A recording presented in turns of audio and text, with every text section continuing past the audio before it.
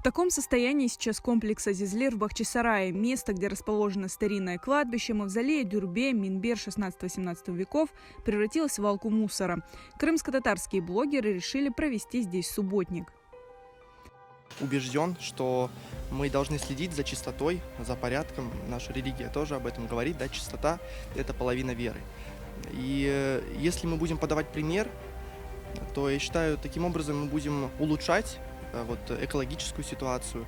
Я не считаю это чем-то выдающимся. Подобные идеи, инициативы мы должны популяризировать. Я сама живу в Бахчисарае и знаю этот город, и знаю его эти проблемы. Здесь так много мусора, потому что сами люди, кто в ближайшие дома здесь проживают, сами здесь и мусорят, в принципе. То есть свалка, она годами здесь находится, и никак это не решается, этот вопрос. Поэтому мы решили навести порядок и надеемся, что он будет поддерживаться.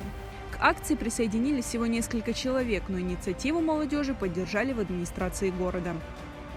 Очень приятно и отрадно о том, что молодые люди не забывают свою историю, не забывают те места, ради которых, собственно говоря, здесь и боролись, чтобы отсюда ушел рынок, чтобы это место все-таки оно святое. Здесь есть и дюрбе, и кладбище, и все эти места нужно содержать в чистоте и порядке. Азизлер известен в Крыму в том числе и из-за беспорядков, которые происходили здесь в начале 2000-х годов. Тогда на этом месте работал рынок, что возмущало крымских татар. Конфликт длился несколько лет. В его результате удалось добиться переноса торговых рядов. На этом месте собирались разбить сквер и построить мемориальный комплекс, однако до сих пор этого так и не сделали. Данный земельный участок администрации города был 1,5 года назад передан в собственность Республики Крым.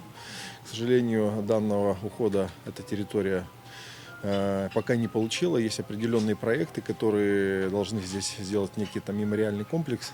В ходе субботника территория была расчищена, активисты собрали 20 мешков мусора. В ближайшее время здесь планируют сделать ограждение, чтобы предотвратить появление свалки.